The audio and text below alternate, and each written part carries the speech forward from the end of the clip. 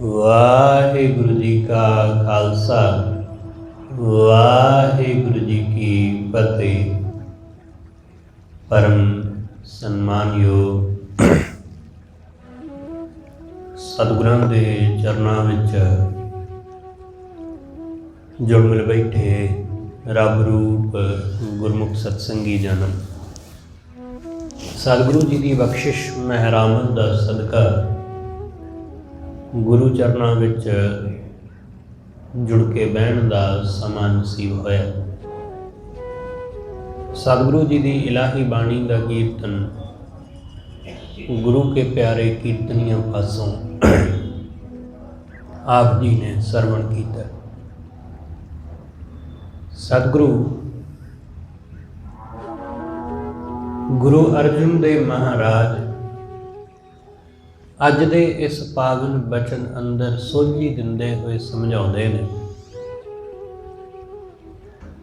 ਸਤਿਗੁਰੂ ਕਹਿੰਦੇ, ਹੇ ਮਨ,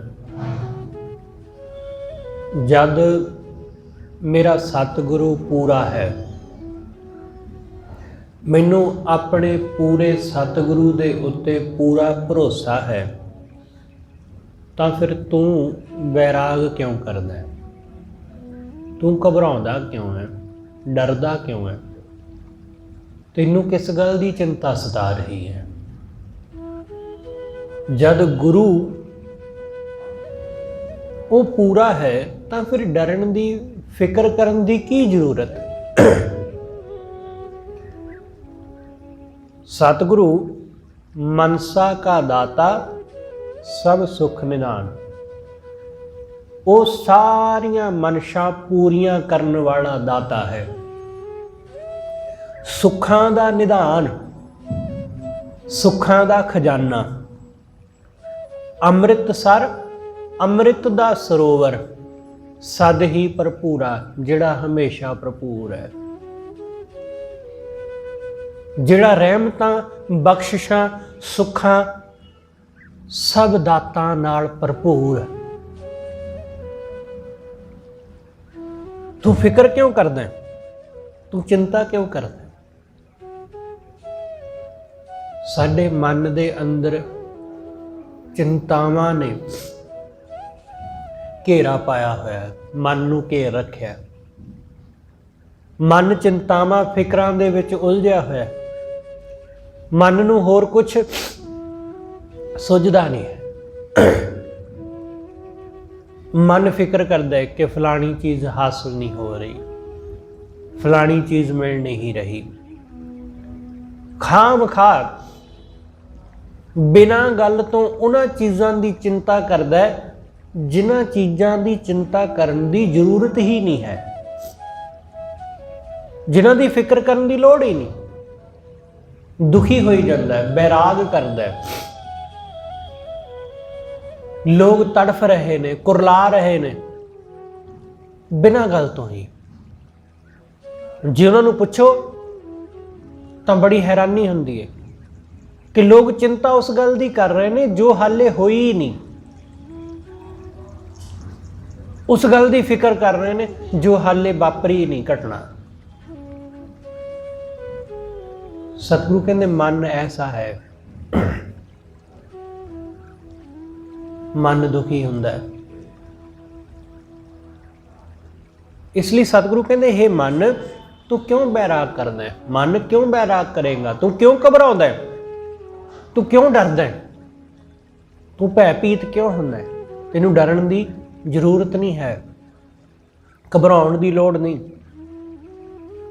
ਵਾਹਿਗੁਰੂ ਜੋ ਕਰੇਗਾ ਉਹ ਭਲਾ ਕਰੇਗਾ। ਉਹ ਹਮੇਸ਼ਾ ਹੀ ਭਲਾ ਕਰਦਾ ਹੈ, ਉਹ ਕਦੇ ਬੁਰਾ ਕਰਦਾ ਹੀ ਨਹੀਂ ਹੈ। ਕੋਈ ਚੀਜ਼ ਸਾਡੇ ਮੁਤਾਬਕ ਨਾ ਹੋਵੇ ਤਾਂ ਸਾਨੂੰ ਲੱਗਦਾ ਕਿ ਸਾਡੇ ਲਈ ਠੀਕ ਨਹੀਂ ਹੈ। ਇਸ ਲਈ ਇਸ ਗੱਲ ਨੂੰ ਜਾਣ ਲੈਣਾ ਕਿ ਜਿਹੜੀ ਗੱਲ ਸਾਡੇ ਮੁਤਾਬਕ ਨਹੀਂ ਹੈ, ਇਸ ਦਾ ਮਤਲਬ ਇਹ ਨਹੀਂ ਹੈ ਕਿ ਉਹ ਸਾਡੇ ਵਾਸਤੇ ਠੀਕ ਨਹੀਂ ਹੈ ਜਾਂ ਉਹਦਾ ਕੋਈ ਨੁਕਸਾਨ ਹੈ। ਪਰ ਮਨ ਚਾਹੁੰਦਾ ਹੈ ਕਿ ਹਰ ਗੱਲ ਮੇਰੇ ਮੁਤਾਬਕ ਹੋਣੀ ਚਾਹੀਦੀ ਹੈ, ਜਿਵੇਂ ਮੈਂ ਚਾਹੁੰਦਾ ਵਾਂ ਉਵੇਂ ਹੋਣਾ ਚਾਹੀਦਾ ਹੈ। ਇਸ ਕਰਕੇ ਫਿਰ ਬੰਦਾ ਦੁੱਖ ਭੋਗਦਾ, ਦੁਖੀ ਹੁੰਦਾ। ਗੁਰੂ ਹਰਿਰਾਏ ਸਾਹਿਬ ਮਹਾਰਾਜ ਦੇ ਕੋਲ ਇੱਕ ਸਿੱਖ ਆਉਂਦਾ ਹੈ ਤੇ ਉਹ ਗੁਰੂ ਸਾਹਿਬ ਜੀ ਨੂੰ ਆ ਕੇ ਬੇਨਤੀ ਕਰਦਾ ਹੈ। ਗੁਰੂ ਸਾਹਿਬ ਨੂੰ ਬੇਨਤੀ ਕਰਦਾ ਹੈ ਕਿ ਸੱਚੇ ਪਾਤਸ਼ਾਹ, ਮੈਂ ਬੜਾ ਪਰੇਸ਼ਾਨ ਹਾਂ, ਮੈਂ ਬੜਾ ਦੁਖੀ ਹਾਂ। ਸਤਿਗੁਰੂ ਨੇ ਪੁੱਛਿਆ ਕਿ ਭਾਈ ਕੀ ਗੱਲ, ਤੁਸੀਂ ਕਿਸ ਗੱਲ ਕਰਕੇ ਪਰੇਸ਼ਾਨ ਹੋ? ਤੁਹਾਨੂੰ ਕਿਸ ਗੱਲ ਦੀ ਚਿੰਤਾ ਸਤਾ ਰਹੀ ਹੈ? ਤਾਂ ਉਸਨੇ ਕਿਹਾ ਕਿ ਸੱਚੇ ਪਾਤਸ਼ਾਹ, ਮੇਰੀ ਪਤਨੀ ਤੇ ਮੇਰੇ 2 ਬੱਚੇ ਨੇ, ਇੱਕ ਧੀ ਹੈ, ਇੱਕ ਲੜਕਾ ਹੈ। ਇੱਕ ਵੱਡਾ ਲੜਕਾ ਸੀ, ਉਹਦੀ ਮੌਤ ਹੋ ਗਈ। ਜਰਾ ਜਿਹਾ ਬਿਮਾਰ ਹੋਇਆ ਤੇ ਉਸ ਦੀ ਮੌਤ ਹੋ ਗਈ। ਅਚਾਨਕ ਉਹਦੀ ਮੌਤ ਹੋ ਗਈ ਤੇ ਬੜਾ ਸਦਮਾ ਲੱਗਿਆ, ਬੜਾ ਦੁੱਖ ਪਹੁੰਚਿਆ।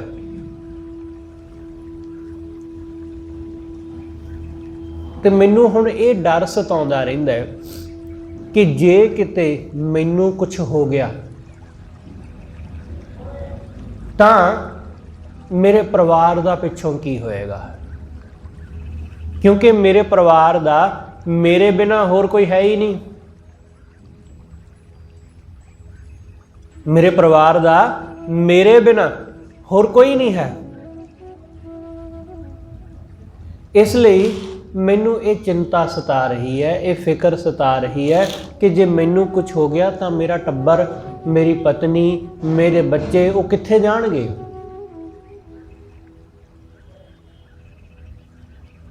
ਉਹ ਤੇ ਉੱਜੜ ਜਾਣਗੇ। ਉਹਨਾਂ ਨੂੰ ਮੁੜ ਕੇ ਕੌਣ ਪਾਲੇਗਾ? ਉਹਨਾਂ ਦੀ ਦੇਖਭਾਲ ਕੌਣ ਕਰੇਗਾ? ਉਹਨਾਂ ਨੂੰ ਰੋਜ਼ੀ ਕਿੱਥੋਂ ਮਿਲੇਗੀ? ਗੁਰੂ ਹਰਿਰਾਏ ਸਾਹਿਬ ਮਹਾਰਾਜ ਨੇ ਉਸ ਸਿੱਖ ਨੂੰ ਸਮਝਾਇਆ ਕਿ ਭਾਈ, ਫਿਕਰ ਕਰਨ ਦੀ ਜ਼ਰੂਰਤ ਨਹੀਂ ਹੈ। ਪਰਮੇਸ਼ਰ ਹਮੇਸ਼ਾ ਸਭ ਦਾ ਸਹਾਈ ਹੁੰਦਾ ਹੈ। ਪਰਮੇਸ਼ਰ ਸਭ ਦਾ ਸਹਾਇਕ ਬਣਦਾ ਹੈ। ਉਸ ਤੋਂ ਬਿਨਾਂ ਕੋਈ ਹੋਰ ਨਹੀਂ। ਸਤਿਗੁਰੂ ਨੇ ਕਿਹਾ ਕਿ ਗੁਰੂ ਅਰਜਨ ਦੇਵ ਮਹਾਰਾਜ ਦਾ ਬਚਨ ਆਪਾਂ ਪੜ੍ਹਦੇ ਹਾਂ, ਤੁਸੀਂ ਰੋਜ਼ ਪੜ੍ਹਦੇ ਸੁਣਦੇ ਹੋ ਕਿ ਸਿਰ ਸਿਰ ਰਿਜ਼ਕ ਸੰਭਾਹੇ ਠਾਕੁਰ, ਕਾਹੇ ਮਨ ਭਉ ਕਰਿਆ। ਕਿ ਉਸ ਵਾਹਿਗੁਰੂ ਨੇ ਹਰ ਬੰਦੇ ਨੂੰ ਉਹਦਾ ਰਿਜ਼ਕ ਪਹੁੰਚਦਾ ਕੀਤਾ ਹੈ ਤੇ ਉਹ ਕਰਦਾ ਹੈ। ਤੂੰ ਫਿਕਰ ਕਿਉਂ ਕਰਦਾ? ਨਾਲੇ ਹਾਲੇ ਤੂੰ ਚੰਗਾ ਭਲਾ ਹੈਗਾ, ਕੁਛ ਨਹੀਂ ਹੋਣ ਲੱਗਾ। ਪਰ ਉਸ ਨੂੰ ਗੁਰੂ ਸਾਹਿਬ ਦੇ ਬਚਨਾਂ ਦੇ ਉੱਤੇ ਭਰੋਸਾ ਨਾ ਆਇਆ, ਤਸੱਲੀ ਨਾ ਹੋਈ ਉਹਦੀ। ਜਦੋਂ ਉਹਦੀ ਤਸੱਲੀ ਨਾ ਹੋਈ ਤਾਂ ਗੁਰੂ ਸਾਹਿਬ ਨੇ ਜਾਣਿਆ ਕਿ ਇਹਦੇ ਮਨ ਵਿੱਚ ਸ਼ੰਕਾ ਤੇ ਉਵੇਂ ਹੀ ਹੈ। ਇਹ ਸਤਿਗੁਰੂ ਦੀ ਗੱਲ ਦੇ ਉੱਤੇ ਯਕੀਨ ਨਹੀਂ ਕਰ ਰਿਹਾ।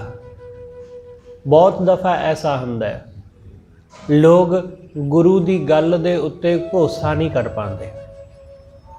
ਗੁਰੂ ਨੇ ਸਾਨੂੰ ਕਹਿ ਦਿੱਤਾ ਕਿ ਭਾਈ ਫਿਕਰ ਨਾ ਕਰ, ਚਿੰਤਾ ਨਾ ਕਰ, ਸਭ ਠੀਕ ਹੋ ਜਾਏਗਾ, ਪਰ ਬੰਦਾ ਮੰਨਦਾ ਨਹੀਂ। ਉਸ ਗੱਲ ਤੇ ਭਰੋਸਾ ਨਹੀਂ ਕਰਦਾ, ਉਹਨੂੰ ਯਕੀਨ ਨਹੀਂ ਆਉਂਦਾ। ਕਿਉਂਕਿ ਅਸੀਂ ਲੋਕ ਜਦ ਤੱਕ ਕੋਈ ਕਰਾਮਾਤ, ਕੋਈ ਚਮਤਕਾਰ ਨਾ ਦੇਖ ਲਈਏ, ਸਾਨੂੰ ਉਨੀ ਦੇਰ ਤੱਕ ਯਕੀਨ ਨਹੀਂ ਆਉਂਦਾ। ਸਤਿਗੁਰੂ ਨੇ ਜਾਣਿਆ ਕਿ ਇਹਦੇ ਮਨ ਅੰਦਰ ਸ਼ੰਕਾ ਤੇ ਉਵੇਂ ਹੈ। ਇਹਨੇ ਕਹਿ ਤੇ ਦਿੱਤਾ ਜੀ ਠੀਕ ਹੈ, ਪਰ ਇਹਨੂੰ ਭਰੋਸਾ ਨਹੀਂ ਆਇਆ। ਸਤਿਗੁਰੂ ਨੇ ਉਸ ਨੂੰ ਕਿਹਾ ਕਿ ਕੀ ਮੇਰਾ ਇੱਕ ਕੰਮ ਕਰੇਗਾ? ਉਸਨੇ ਕਿਹਾ ਜੀ ਹਾਂ, ਕਿਉਂ ਨਹੀਂ ਕਰਾਂਗਾ, ਤੁਸੀਂ ਹੁਕਮ ਕਰੋ। ਸਤਿਗੁਰੂ ਨੇ ਇੱਕ ਉਹਨੂੰ ਚਿੱਠੀ ਦਿੱਤੀ ਤੇ ਉਸ ਨੂੰ ਕਿਹਾ ਕਿ ਇਹ ਚਿੱਠੀ ਲਾਹੌਰ ਤੋਂ ਪਰੇ ਸਾਡਾ ਇੱਕ ਸਿੱਖ ਰਹਿੰਦਾ, ਉਸ ਨੂੰ ਦੇਣੀ ਆ, ਉਹਨੂੰ ਪਹੁੰਚਦੀ ਕਰ ਆ। ਉਸਨੇ ਕਿਹਾ ਜੀ ਦੇ ਆਉਂਦਾ ਵਾ, ਤੁਹਾਡਾ ਬਚਨ, 7 ਬਚਨ ਸਿਰੇ ਮੱਥੇ ਪ੍ਰਵਾਨ। ਗੁਰੂ ਸਾਹਿਬ ਜੀ ਦੇ ਕੋਲੋਂ ਚਿੱਠੀ ਲੈ ਕੇ ਉਹ ਲਾਹੌਰ ਵੱਲ ਨੂੰ ਚੱਲ ਪਿਆ। ਗੁਰੂ ਸਾਹਿਬ ਨੇ ਉਸ ਨੂੰ ਹੁਕਮ ਕੀਤਾ ਕਿ ਇਹ ਚਿੱਠੀ ਆਪ ਨਹੀਂ ਖੋਲਣੀ, ਇਹ ਤੁਹਾਡੇ ਲਈ ਨਹੀਂ ਹੈ, ਇਹ ਜਿਹਦੇ ਨਾਮ ਤੇ ਹੈ ਇਹ ਉਸੇ ਨੂੰ ਦੇਣੀ ਹੈ, ਉਸ ਤੋਂ ਬਿਨਾਂ ਤੁਸੀਂ ਨਹੀਂ ਇਸ ਨੂੰ ਪੜ੍ਹੋਗੇ। ਉਹਨੇ ਕਿਹਾ ਜੀ ਠੀਕ ਹੈ। ਉਹ ਆਪਣਾ ਪੰਧ ਮੁਕਾਉਂਦਿਆਂ ਹੋਇਆਂ ਲਾਹੌਰ ਪਹੁੰਚ ਗਿਆ। ਲਾਹੌਰ ਤੋਂ ਅਗਾਂਹ ਕਈ ਮੀਲ ਅੱਗੇ ਜਾ ਕੇ ਉਸ ਪਿੰਡ ਜਾ ਪਹੁੰਚਾ ਜਿੱਥੇ ਉਸ ਗੁਰਸਿੱਖ ਨੂੰ ਚਿੱਠੀ ਦੇਣੀ ਹੈ। ਆ ਗਿਆ, ਉਹਦੇ ਘਰ ਜਾ ਪਹੁੰਚਾ। ਘਰ ਜਾ ਕੇ ਉਸਨੇ ਗੁਰੂ ਹਰਿਰਾਏ ਸਾਹਿਬ ਮਹਾਰਾਜ ਜੀ ਦਾ ਸੁਨੇਹਾ ਦਿੱਤਾ ਕਿ ਭਾਈ ਆਹ ਚਿੱਠੀ ਮੈਂ ਗੁਰੂ ਦੇ ਦਰੋਂ ਤੁਹਾਡੇ ਨਾਮ ਲੈ ਕੇ ਆਇਆ। ਗੁਰੂ ਸਾਹਿਬ ਨੇ ਕਿਹਾ ਸੀ ਕਿ ਉਸ ਸਾਡੇ ਸਿੱਖ ਨੂੰ ਇਹ ਦੇ ਦਿਓ। ਉਸਨੇ ਕਿ ਗੁਰੂ ਹਰਿਰਾਏ ਸਾਹਿਬ ਮਹਾਰਾਜ ਦੇ ਦਰ ਤੋਂ ਸਿੱਖ ਆਇਆ, ਸਿੱਖ ਜਾਣ ਕੇ ਉਸਨੇ ਬੜੀ ਸੇਵਾ ਕੀਤੀ, ਬੜੀ ਸੇਵਾ ਕੀਤੀ। ਚਿੱਠੀ ਉਹਦੇ ਕੋਲੋਂ ਲੈ ਲਈ ਤੇ ਉਸ ਨੂੰ ਰਾਤ ਆਪਣੇ ਘਰ ਰੁਕਣ ਲਈ ਬੇਨਤੀ ਕੀਤੀ। ਪਰ ਇਸ ਨੇ ਕਿਹਾ ਕਿ ਨਹੀਂ ਭਾਈ ਮੈਂ ਜਾਣਾ ਹੈ। ਉਸ ਗੁਰਸਿੱਖ ਨੇ ਆਖਿਆ ਕਿ ਭਾਈ ਚਲੇ ਜਾਣਾ, ਪਰ ਹੁਣ ਦੇਰ ਬਹੁਤ ਹੋ ਗਈ ਹੈ, ਹੁਣ ਕੱਲ ਸਵੇਰੇ ਨਿਕਲ ਜਾਇਓ। ਜਦੋਂ ਉਹਨੇ ਚਿੱਠੀ ਪੜ੍ਹੀ ਤਾਂ ਚਿੱਠੀ ਵਿੱਚ ਗੁਰੂ ਹਰਿਰਾਏ ਸਾਹਿਬ ਮਹਾਰਾਜ ਨੇ ਲਿਖਿਆ ਕਿ ਇਸ ਸਿੱਖ ਨੂੰ ਘੱਟ ਤੋਂ ਘੱਟ 6 ਮਹੀਨੇ ਆਪਣੇ ਘਰ ਰੱਖਣਾ, ਚਾਹੇ ਜਿਵੇਂ ਮਰਜ਼ੀ ਰੱਖ, ਇਹ ਤੇਰੀ ਜ਼ਿੰਮੇਵਾਰੀ ਹੈ। 6 ਮਹੀਨੇ ਤੋਂ ਪਹਿਲਾਂ ਇਹ ਤੇਰੇ ਘਰੋਂ ਵਾਪਸ ਨਾ ਆਵੇ। ਹੁਣ ਜਦੋਂ ਉਸ ਗੁਰਸਿੱਖ ਨੇ ਪੜ੍ਹਿਆ ਤਾਂ ਹੁਣ ਗੁਰੂ ਸਾਹਿਬ ਦਾ ਹੁਕਮ ਸੀ, ਇਸ ਲਈ ਮੰਨਣਾ ਪੈਣਾ ਸੀ। ਇਹਨੇ ਉਸ ਰਾਤ ਉਸ ਸਿੱਖ ਨੂੰ ਆਪਣੇ ਘਰ ਰੱਖਿਆ। ਘਰ ਰੱਖ ਕੇ ਉਸ ਦੀ ਸੇਵਾ ਕੀਤੀ ਤੇ ਦੂਸਰੇ ਦਿਨ ਜਦੋਂ ਸਵੇਰ ਨੂੰ ਉਸਨੇ ਜਾਣ ਵਾਸਤੇ ਆਪਣਾ ਸਮਾਨ ਪੈਕ ਕਰਨਾ ਸ਼ੁਰੂ ਕਰ ਦਿੱਤਾ ਕਿ ਮੈਂ ਹੁਣ ਚੱਲਾਂ, ਤਾਂ ਗੁਰਸਿੱਖ ਨੇ ਕਿਹਾ ਕਿ ਭਾਈ ਮੈਂ ਤਾਂ ਨਹੀਂ ਤੁਹਾਨੂੰ ਜਾਣ ਦੇਣਾ, ਕਿ ਗੁਰੂ ਦੇ ਸਿੱਖ ਕੋਈ ਰੋਜ਼-ਰੋਜ਼ ਥੋੜੀ ਨਾ ਆਉਂਦੇ ਆ, ਕੋਈ ਰੋਜ਼-ਰੋਜ਼ ਨਾ ਥੋੜੀ ਨਾ ਤੁਹਾਡੇ ਵਰਗੇ ਗੁਰਸਿੱਖਾਂ ਦਾ ਸੰਗ ਹੁੰਦਾ। ਕੁਛ ਦਿਨ ਰੁਕ ਕੇ ਜਾਓ, ਮੈਂ ਤੁਹਾਡੀ ਸੇਵਾ ਕਰਨੀ ਚਾਹੁੰਦਾ। ਸਾਡੇ ਕੋਲੋਂ ਤਾਂ ਜਾ ਹੀ ਨਹੀਂ ਹੁੰਦਾ ਗੁਰੂ ਦੇ ਦਰ, ਗੁਰੂ ਦੇ ਦਰਸ਼ਨ ਕਰਨ। ਤੁਹਾਡੇ ਰਾਹੀਂ ਹੀ ਮੈਂ ਗੁਰੂ ਦੇ ਦਰਸ਼ਨ ਕਰਨੇ ਨੇ। ਤੁਸੀਂ ਮੇਰੇ ਘਰ ਆ ਗਏ, ਮੈਨੂੰ ਇੰਜ ਜਾਪਦਾ ਕਿ ਤੁਹਾਡੇ ਰਾਹੀਂ ਗੁਰੂ ਘਰ ਆ ਗਿਆ। ਇਸ ਲਈ ਮੈਂ ਤੁਹਾਡੀ ਕੁਛ ਦਿਨ ਆਪਣੇ ਘਰ ਸੇਵਾ ਕਰਨੀ ਚਾਹੁੰਦਾ। ਹੁਣ ਇਹਨੇ ਕਿਹਾ ਕਿ ਭਾਈ ਮੈਂ ਤਾਂ ਨਹੀਂ ਰਹਿ ਸਕਦਾ, ਮੇਰੇ ਪਿੱਛੇ ਬੱਚੇ ਨੇ, ਮੇਰਾ ਪਰਿਵਾਰ ਹੈ, ਉਹਨਾਂ ਦਾ ਮੇਰੇ ਬਿਨਾਂ ਕੋਈ ਹੋਰ ਆਸਰਾ ਨਹੀਂ ਹੈ, ਮੈਨੂੰ ਜਾਣਾ ਬਹੁਤ ਜ਼ਰੂਰੀ ਹੈ। ਸਿੱਖ ਨੇ ਆਖਿਆ ਕਿ ਭਾਈ ਠੀਕ ਹੈ ਚਲੇ ਜਾਣਾ, ਤੁਹਾਨੂੰ ਕਿਹੜਾ ਹਮੇਸ਼ਾ ਰੁਕਣ ਲਈ ਕਹਿ ਰਹੇ ਹਾਂ, ਬਸ 2-4 ਦਿਨਾਂ ਦੀ ਗੱਲ ਹੈ। ਉਸਨੇ ਕਿਹਾ ਕਿ 2-4 ਦਿਨ ਨਹੀਂ, 1-ਅੱਧਾ ਦਿਨ ਰੁਕ ਜਾਣਾ ਵਾ, ਫਿਰ ਮੈਂ ਚਲਿਆ ਜਾਵਾਂਗਾ। 1-ਅੱਧਾ ਦਿਨ ਹੋਰ ਰੁਕ ਗਿਆ। ਜਦੋਂ ਦਿਨ ਗੁਜ਼ਰਿਆ, 2 ਦਿਨ ਗੁਜ਼ਰ ਗਏ, ਉਹ ਫਿਰ ਤੁਰਨ ਲੱਗਿਆ ਤਾਂ ਗੁਰਸਿੱਖ ਨੇ ਕਿਹਾ ਕਿ ਨਹੀਂ ਭਾਈ ਹਾਲੇ ਨਹੀਂ ਜਾਣਾ, ਹਾਲੇ ਮੈਂ ਤੁਹਾਡੀ ਹੋਰ ਸੇਵਾ ਕਰਨੀ ਹੈ। ਜਦੋਂ 1-2 ਦਿਨ ਹੋਰ ਰੁਕ ਲਿਆ, ਇਸ ਤਰ੍ਹਾਂ ਲਗਭਗ 1 ਹਫ਼ਤੇ ਤੋਂ ਵੱਧ ਗੁਜ਼ਰ ਗਿਆ ਸਮਾਂ। ਉਸ ਸਿੱਖ ਨੂੰ ਲੱਗਿਆ ਕਿ ਇਹ ਬੰਦਾ ਠੀਕ ਨਹੀਂ ਲੱਗਦਾ ਮੈਨੂੰ, ਕਿਉਂਕਿ ਇਹ ਤਾਂ ਮੈਨੂੰ ਜਾਣ ਨਹੀਂ ਦਿੰਦਾ, ਇਹ ਤਾਂ ਮੈਨੂੰ ਆਪਣੇ ਘਰ ਪਰਤਣ ਨਹੀਂ ਦਿੰਦਾ। ਗੱਲ ਕੀ ਹੈ ਸਮਝ ਨਹੀਂ ਆ ਰਹੀ। ਉਸਨੇ ਰਾਤ ਨੂੰ ਚੋਰੀ ਨਿਕਲਣ ਦੀ ਕੋਸ਼ਿਸ਼ ਕੀਤੀ ਕਿ ਰਾਤ ਨੂੰ ਚੋਰੀ ਭੱਜ ਜਾਵਾਂਗਾ, ਪਰ ਉਹ ਗੁਰਸਿੱਖ ਰਾਤ ਨੂੰ ਪਹਿਰਾ ਦਿੰਦਾ ਕਿ ਕਿਤੇ ਇਹ ਭੱਜ ਨਾ ਜਾਵੇ। ਉਹ ਰਾਤ ਨੂੰ ਜਾਗ ਕੇ ਪਹਿਰਾ ਦਿੰਦਾ। ਫਿਰ ਅਖੀਰ ਜਦੋਂ ਇਹ ਭੱਜਣ ਵਾਸਤੇ ਕੋਸ਼ਿਸ਼ ਕਰਦਾ ਰਿਹਾ ਤਾਂ ਗੁਰਸਿੱਖ ਨੇ ਇਸ ਨੂੰ ਕਮਰੇ ਵਿੱਚ ਬੰਦ ਕਰ ਦਿੱਤਾ। ਇਹਨੂੰ ਕਮਰੇ ਵਿੱਚ ਬੰਦ ਕਰ ਦਿੱਤਾ। ਇਹ ਰੌਲਾ ਪਾਉਂਦਾ ਰਹਿੰਦਾ, ਚੀਖ ਚਿਹਾੜ ਪਾਉਂਦਾ ਰਹਿੰਦਾ, ਪਰ ਇਹਨੂੰ ਜਾਣ ਨਾ ਦਿੱਤਾ। ਇਸ ਤਰ੍ਹਾਂ ਲਗਭਗ 6 ਮਹੀਨੇ ਦੇ ਕਰੀਬ ਉਸ ਗੁਰਸਿੱਖ ਨੇ ਗੁਰੂ ਸਾਹਿਬ ਦੇ ਹੁਕਮ ਮੁਤਾਬਕ ਇਹਨੂੰ ਆਪਣੇ ਘਰ ਰੱਖਿਆ।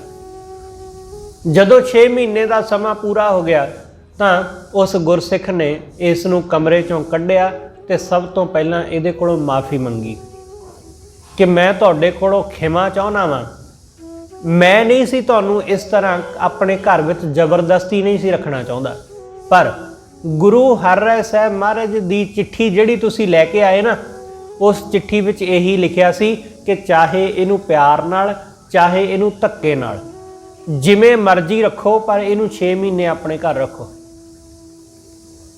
ਜਦੋਂ 6 ਮਹੀਨੇ ਇਹ ਇੱਥੇ ਰਿਹਾ ਤਾਂ ਇਹਦਾ ਪਰਿਵਾਰ ਪਿੱਛੇ ਇਹਨੇ ਸੋਚਿਆ ਕਿ ਹੁਣ ਮੇਰਾ ਪਰਿਵਾਰ ਉਹ ਤੇ ਪਿੱਛੇ ਉੱਜੜ ਗਿਆ ਹੋਵੇਗਾ। ਪਿੱਛੋਂ ਇਹਦੇ ਪਰਿਵਾਰ ਨਾਲ ਕੀ ਹੋਇਆ? ਇਹਦੀ ਇੱਕ ਧੀ, ਇੱਕ ਪੁੱਤਰ ਹੈ ਤੇ ਪਤਨੀ। ਪਿੰਡ ਵਾਲਿਆਂ ਨੇ ਜਦੋਂ ਦੇਖਿਆ 2-3 ਮਹੀਨੇ ਕਿ ਘਰ ਦਾ ਮਾਲਕ ਮੁੜਿਆ ਨਹੀਂ, ਤਾਂ ਉਹਨਾਂ ਨੇ ਸਮਝਿਆ ਕਿ ਉਹ ਕਿਤੇ ਚੜ੍ਹਾਈ ਕਰ ਗਿਆ, ਕਿ ਉਹਦੀ ਮੌਤ ਹੋ ਗਈ। ਇਸ ਲਈ ਪਿੰਡ ਵਾਲਿਆਂ ਨੇ ਸਾਰਿਆਂ ਨੇ ਇਕੱਠੇ ਹੋ ਕੇ ਥੋੜ੍ਹੀਆਂ ਥੋੜ੍ਹੀਆਂ ਚੀਜ਼ਾਂ, ਥੋੜ੍ਹਾ ਥੋੜ੍ਹਾ ਜੋ ਵੀ ਕੁਝ ਕਰ ਸਕਦਾ ਸੀ, ਕਿਸੇ ਨੇ ਆਟਾ, ਕਿਸੇ ਨੇ ਦਾਲਾਂ, ਕਿਸੇ ਨੇ ਅਨਾਜ, ਕਿਸੇ ਨੇ ਕੁਛ, ਥੋੜ੍ਹਾ ਥੋੜ੍ਹਾ ਕਰਕੇ ਸਾਰੇ ਪਿੰਡ ਨੇ ਇਹਨਾਂ ਦਾ ਘਰ ਭਰ ਦਿੱਤਾ ਕਿ ਇਹ ਵਿਚਾਰੇ ਕੀ ਕਰਨਗੇ, ਛੋਟੇ ਬੱਚੇ ਨੇ, ਇਹ ਵਿਚਾਰੀ ਵਿਧਵਾ ਕੀ ਕਰੇਗੀ। ਪਿੰਡ ਵਾਲਿਆਂ ਨੇ ਸਾਰਿਆਂ ਨੇ ਇਕੱਠੇ ਹੋ ਕੇ ਉਹਨਾਂ ਦੇ ਘਰ ਦੇ ਵਿੱਚ ਸਾਰੀਆਂ ਚੀਜ਼ਾਂ ਪਹੁੰਚਦੀਆਂ ਕਰ ਦਿੱਤੀਆਂ, ਤੇ ਤਾਂ ਕਿ ਉਹਨਾਂ ਦਾ ਜ਼ਿਆਦਾ ਨਹੀਂ ਤਾਂ ਘੱਟੋ ਘੱਟ 5-6 ਮਹੀਨੇ ਤੇ ਗੁਜ਼ਾਰਾ ਵਧੀਆ ਹੋ ਜਾਏ। ਫਿਰ ਉਹਦਾ ਘਰ ਉਹ ਕਿਸੇ ਵੀ ਵੇਲੇ ਢਹਿ ਸਕਦਾ ਸੀ, ਕੱਚਾ ਘਰ ਸੀ, ਤਾਂ ਪਿੰਡ ਵਾਲਿਆਂ ਨੇ ਰਲ ਕੇ ਉਹਨਾਂ ਦਾ 1-2 ਕਮਰਿਆਂ ਦਾ ਘਰ ਵੀ ਤਿਆਰ ਕਰਕੇ ਦੇ ਦਿੱਤਾ। ਸਾਰੇ ਪਿੰਡ ਨੇ ਕਿ ਇਹ ਵਿਧਵਾ ਵਿਚਾਰੀ ਕਿੱਥੇ ਜਾਏਗੀ ਹੁਣ, ਇਹਦਾ ਤੇ ਹੁਣ ਕੋਈ ਹੈ ਹੀ ਨਹੀਂ ਹੋਰ। ਤੇ ਨਾਲ ਹੀ ਉਹਨਾਂ ਦੇ ਘਰ ਦੇ ਨੇੜੇ ਹੀ ਇੱਕ ਔਰਤ ਸਿਲਾਈ ਬੁਣਾਈ ਦਾ ਕੰਮ ਜਾਣਦੀ ਸੀ। ਉਸ ਨੇ ਮਾਂ ਧੀ ਦੋਨਾਂ ਨੂੰ ਸਿਲਾਈ ਕਢਾਈ ਦਾ ਕੰਮ ਕਰਨਾ ਸਿਖਾ ਦਿੱਤਾ।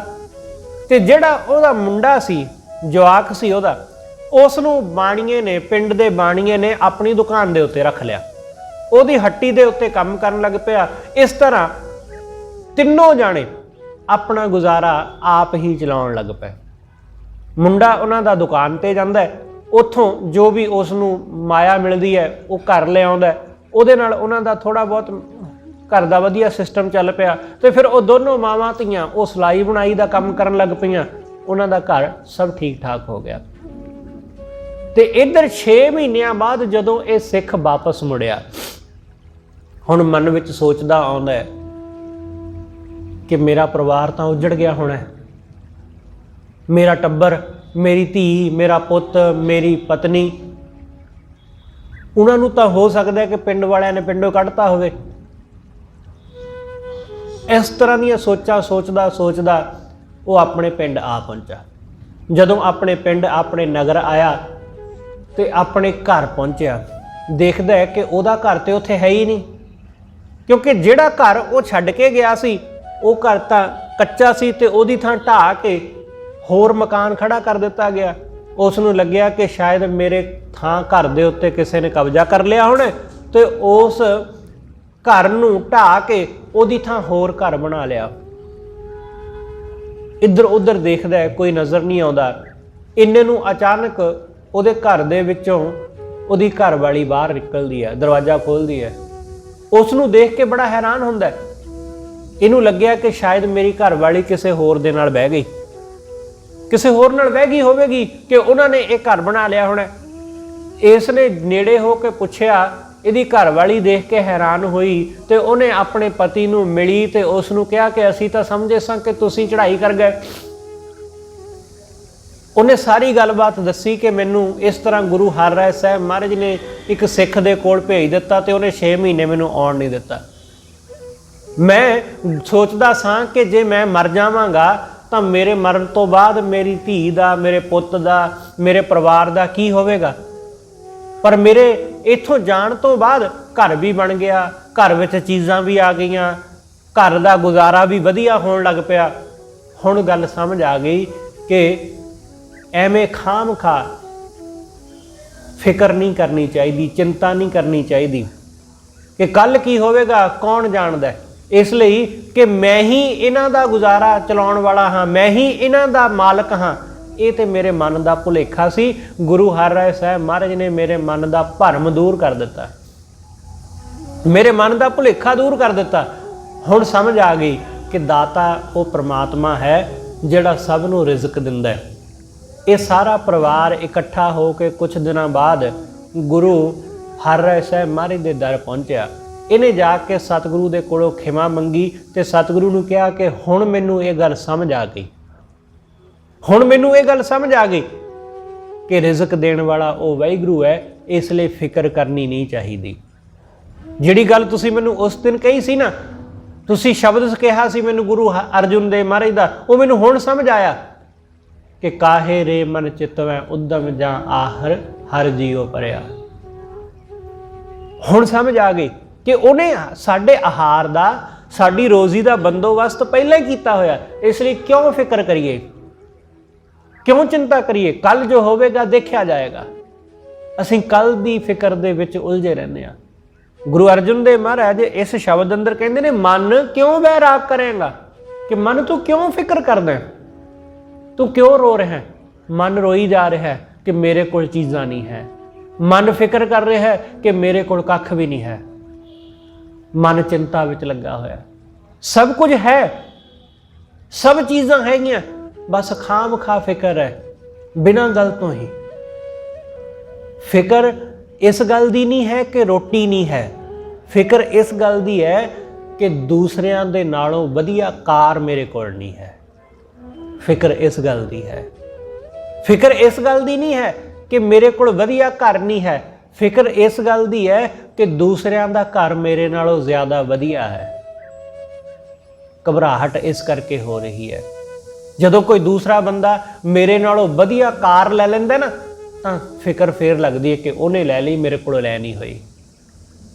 इत्थे साडे समाज विच कंपीटीशन चल रहा है, लोग एक दूसरे तो वध चढ़ के करन दी कोशिश कर रहे हैं कि दूसरे ने लिया मैं उस तो वध करके दिखाऊं, उन्हें अपने पुत दे या धी दे विआह ते इन्ना खर्चा किया मैं उस तो वध करके दिखाऊं। इत्थे यही कुछ चल रहा साडे समाज विच। सतगुरु कहंदे बंदा फिकरां दे विच उलझिया, मन क्यों बैराग करेगा सतगुर मेरा पूरा। वो सतगुरु मेरा पूरा है, फिर ओदी शरण विच जाके फिक्र करने की की जरूरत है। इसलिए गुरु की शरण विच आके भी असीं रोंदे रहीए, कुरलाउंदे रहीए, तो फिर गुरु की शरण आउण दा की लाभ। सतगुरु जी दा बचन है बाणी अंदर, सतगुरु कहंदे शेर की शरण जाण दा की लाभ, जे गिद्दड़ां दा डर सताउंदा ही रवे शेर की शरण जाके भी। शेर दे लागे गिद्दड़ थोड़ी ना आउंदे ने, शेर दे लागे लूंबड़ियां थोड़ी ना आउंदियां जिन्हां दा डर सताउंदा है। शेर दे लागे कोई नहीं आउंदा। गुरु शेर दे सामने दुख नहीं आउंदे, दुख नहीं व्यापदे। इसलिए गुरु दे चरनां नाल जुड़िए। मनसा का दाता जिहड़ा साडियां सब मनशा पूरियां करन वाला है, हर मनशा पूरी कर दिंदा है सतगुरु। जो भी साडे मन विच है, जो भी साडे चित्त विच है, गुरु उस मनशा नूं पूरा करन वाला है। मनसा का दाता सब सुख निधान, सारे सुखां दा निधान, सुखां दा खजाना। वो सुखां दा खजाना है, सुख निधान है। सुखां दा निधान गुरु है, वाहिगुरू दा नाम है, होर चीज़ां नहीं। होर चीज़ां सुख दियां निधान नहीं हुंदियां। लोग सुख निधान भंग नूं भी कहंदे ने कि जी भंग सुख निधान है, तो उस नूं पी के लोग मस्त होए रहिंदे ने। नहीं, वो सुख निधान नहीं है। सुख निधान परमेश्वर दा नाम है। सुख निधान सतगुरु है, सुखां दा खजाना। सुख निधान अमृत सर सद ही भरपूरा। गुरु अमृत दा सर है, अमृत दा सरोवर। गुरु अमृतमई सरोवर है, जिहदे नाल जुड़ के, जिहदे चरनां नाल जुड़ के फिक्र नहीं रहिंदा, चिंता नहीं रहिंदी। मौत दा भी डर मिट जांदा है मन विचों। इसलिए सतगुरु कहंदे ने प्रभ होए कृपाल तां इह मन लाई। जदों प्रभु कृपाल हो जांदा है तां इह मन उहदे चरनां नाल जुड़दा है। जदों उहदी रहमत हो जाती, जदों उहदी दया हुंदी, तां इह मन लगदा है उहदे नाल, जिहदे उत्ते उहदी बख्शिश हो गई। ख्याल रखना, सतगुरु कहंदे उहदी बख्शिश तो बिना गल बनदी नहीं। अपने तरफों यतन करते रहना ते उहदी किरपा दा, उहदी दया दा पात्र बनने दा यतन करना। इसलिए ये ना सोचना कि पहला किरपा होवे तो मैं फिर जावां। नहीं, किरपा हो ही रही है, बस तुसी चलो, उहदी दया हो ही जाएगी, उहदी किरपा हो ही जाएगी। ये ना सोचो कि उहदी किरपा होवेगी तो मैं फिर गुरुद्वारे नूं जाऊंगा, उहदी किरपा होएगी तो मैं फिर करांगा। नहीं, अपनी तरफों पहला यतन करो कि पहला मैं उहदे वल्लों जावां, फिर वो मेरे ते रहमत करेगा। क्योंकि एक कदम सानू ਵਧਾਉਣਾ पवेगा, फिर वो साडे वाल आप ही वध आवेगा। इसलिए सतगुरु कहते जदों वो कृपालु हुंदा है तां ये मन उहदे चरनां नाल जुड़ जांदा है। प्रभ होए कृपाल तां ये मन लाई, सतगुरु सेव सवै फल पाई। सतगुरु नूं सेव के, सतगुरु की सेवा करके सारे फल प्राप्त हो जाते हैं, सब जो भी मन चाहता है। जिन्हों सतगुरु कहते सगल मनोरथ पूरे, मन के सारे मनोरथ जो भी मनोअर्थ है, मन का जो भी मनोरथ, मन जो भी चाहता है, मन साडा बड़ा कुछ चाहता है, पर गुरु तो बिना ये मिलता नहीं, गुरु तो बिना हासिल नहीं होंदा। गुरु राही साडे मनोरथ पूरे हुंदे ने। जदों असीं गुरु नाल जुड़े हुंदे आ, गुरु चरनां नाल जुड़े हुंदे आ, तां छोटी तो छोटी चीज़ भी सानू मिले तां वो भी सुख दिंदी है, वो भी आनंद दिंदी। जदों साडा गुरु नाल संबंध नहीं है, गुरु नाल साडी सांझ नहीं है, तदों वड्डी तो वड्डी चीज़ भी मिल जावे तां वो भी सुख नहीं दिंदी। बहुत सारे लोग ने इत्थे जिन्हां दा गुरु नाल कोई संबंध नहीं, कदे कदाई वो राह च तुरे जांदे जांदे मत्था टेक जांदे ने, कदे कदाई उन्होंने रब का चेता आ जाता है, उन्हों की सांझ कोई नहीं, जिन्हों की दिली सांझ नहीं है। यदा भाव यह है, फिजिकली तो बहुत सारे लोग गुरुद्वारियां विच जांदे ने, मंदिरां विच जांदे ने, मस्जिदां विच जांदे ने, फिजिकली तो बथेरे लोग रब का नाम लेंदे ने, पर जिन्हों की दिली सांझ है उहदे नाल उन्होंने छोटी जी चीज़ भी मिले तो उन्होंने बड़ा सुख प्रतीत होता है। जिन्हों की सांझ कोई नहीं है, उन्होंने वड्डी तो वड्डी दात भी मिल जाए, उन्होंने उहदे विचों भी सुख नहीं मिलता। कोई आदमी वो छोटा जिहा साइकिल, वो भी सैकेंड हैंड, ਉਹੀ खरीद लेंदा तो ਉਹਦੇ ਵਿੱਚੋਂ ही बड़ा सुख माणदा है, तो कोई महंगे मुੱਲ ਦੀ ਕਰੋੜਾਂ ਦੀ ਕਾਰ भी खरीद लेंदा तो ਉਹਦੇ ਵਿੱਚੋਂ भी सुख नहीं मिलता, ਉਹਦੇ ਵਿੱਚੋਂ भी आनंद नहीं। कोई बंदा अपने हत्थ दे उत्ते रोटी रख के खा लैंदा, ਉਹਦੇ उत्ते सब्जी रख के, तो ਉਹਦੇ ਵਿੱਚ ही बड़ा सुकून ते आनंद महसूस करता है। तो एक बंदा किसी बहुत महंगे 5 स्टार 7 स्टार किसी होटल में बह के खांदा, उन्होंने उत्थे भी स्वाद नहीं आता। इसलिए जिहड़ा वाहिगुरू नाल जुड़िया वो आनंद नाल भरिया होया, उन्होंने सभे फल मिल जाते हैं, उन्होंने सब मिल जाता है। तो जिहड़ा उहदे नाल नहीं जुड़िया उन्होंने सब कुछ मिल भी जाए तो कुछ हासिल नहीं होंदा। सतगुर सेव सवै फल पाई, मन क्यों बैराग करेगा, सतगुर मेरा पूरा। मेरा सतगुरु पूरा है, वो सब दाता देने वाला, मनसा का दाता सब सुख निधान, अमृत सर सद ही भरपूरा रहा। चरण कमल रिद अंतर धारे, उस वाहिगुरू दे चरण कमलों नूं अपने हिरदे विच वसा, ਉਹਦੇ शब्द नूं, ਉਹਦੇ नाम नूं, ਉਹਦੇ ही ध्यान नूं अपने अंदर वसा। सतगुरु कहते जदों ਉਹਦੇ चरण कमल साडे हिरदे विच वसदे ने, ਉਹਦਾ नाम साडे हिरदे विच वसदा है, तदों प्रगटी जोत मिले राम प्यारे। वाहिगुरू दी जोत साडे अंदर जग जावे, जदों ਉਹਦੀ जोत साडे अंदर जगमग जाती है, तदों वो राम प्यारा मिलता है, वो वाहिगुरू। बस साडी प्रॉब्लम यह है कि असी बाहर दियां जोतां ही जगाउण दे उत्ते लगे हैं, अपने मन की जोत नहीं जगा रहे। बस असी बाहर रोशनी कर रहे हैं, बाहर चानन कर रहे हैं, बाहर दीपमाला कर रहे हैं, पर अपने अंदर बिल्कुल भी दीवा नहीं बाल रहे, आप हनेरे विच ही जी रहे हैं। उत्थे ही ठोकरां खा रहे हैं जिथे अज तो 10 साल 20 साल पहलां खा रहे सी। बाहर बदल गया बहुत कुछ, बाहर दियां लाइटां बदल गईयां, बड़ा कुछ बदल गया बाहर, पर मन विच कुछ भी नहीं बदलाव आया। मन पहला भी कामी सी, अज भी कामी है। मन पहला भी उन्ना ही क्रोधी सी, मन अज भी उन्ना ही क्रोधी है, सो अज वध होवेगा। इसलिए अंदर हनेरा उन्ना ही है, बाहर बदल गया। पहला साडे घरां विच 10-10 घंटे लाइट नहीं सी आउंदी, हुण ते जांदी नहीं। जे हुण जांदी भी है तो साडे कोल ओहदा ਅਲਟਰਨੇਟ ਹੈ, ਸਾਡੇ ਕੋਲ ਇਨਵਰਟਰ ਹੈਗੇ ਨੇ, ਅਸੀਂ ਲਾਈਟ ਜਾਣ ਹੀ ਨਹੀਂ ਦਿੰਦੇ, ਹਨੇਰਾ ਹੋਣ ਹੀ ਨਹੀਂ ਦਿੰਦੇ। ਪਰ ਆਪਣੇ ਮਨ ਵਿੱਚ ਸਾਡੇ ਪਹਿਲਾਂ ਵੀ ਹਨੇਰਾ ਸੀ ਤੇ ਅੱਜ ਵੀ ਹਨੇਰਾ ਹੀ ਹੈ। ਪਹਿਲਾਂ ਵੀ ਅਗਿਆਨ ਹੀ ਸੀ ਤੇ ਹੁਣ ਵੀ ਅਗਿਆਨ ਹੀ ਹੈ। ਹਾਂ, ਕਿਤਾਬਾਂ ਦਾ ਗਿਆਨ ਜ਼ਰੂਰ ਆ ਗਿਆ ਹੋਵੇਗਾ, ਥੋੜੀ ਬਹੁਤ ਐਜੂਕੇਸ਼ਨ ਆ ਗਈ ਹੋਵੇਗੀ, ਬਾਹਰੀ ਗਿਆਨ ਆ ਗਿਆ ਹੋਵੇਗਾ, ਪਰ ਅੰਦਰ ਦਾ ਗਿਆਨ ਹਾਲੇ ਵੀ ਨਹੀਂ ਆਇਆ ਹੈ। ਹਿਰਦੇ ਦਾ ਗਿਆਨ, ਮਨ ਦਾ ਗਿਆਨ, ਸੱਚ ਤੋਂ ਜਾਣੂ ਹਾਲੇ ਵੀ ਨਹੀਂ ਅਸੀਂ ਹੋਏ। ਜਿਸ ਦਿਨ ਸਤਿਗੁਰੂ ਕਹਿੰਦੇ ਵਾਹਿਗੁਰੂ ਦੇ ਨਾਮ ਦੀ ਜੋਤ ਮਨ ਵਿੱਚ ਜਗਦੀ ਹੈ, ਉਸ ਦਿਨ ਚਾਨਣ ਹੁੰਦਾ ਹੈ, ਉਸ ਦਿਨ ਉਸ ਪਿਆਰੇ ਨਾਲ ਸਾਂਝ ਪੈਂਦੀ ਹੈ। ਇਸ ਲਈ ਇਹ ਜੋਤ ਕੋਈ ਬਾਹਰ ਨਹੀਂ ਜਗਾਉਣੀ ਹੈ, ਇਹ ਆਪਣੇ ਅੰਦਰ ਜਗਾਉਣੀ, ਮਨ ਅੰਦਰ। ਜਿਸ ਦਿਨ ਮਨ ਅੰਦਰ ਚਾਨਣ ਹੁੰਦਾ ਹੈ, ਉਸੇ ਦਿਨ ਉਹ ਵਾਹਿਗੁਰੂ ਆਪਣੇ ਘਰ ਦੇ ਵਿੱਚ ਹੀ ਨਜ਼ਰ ਆ ਜਾਂਦਾ ਹੈ।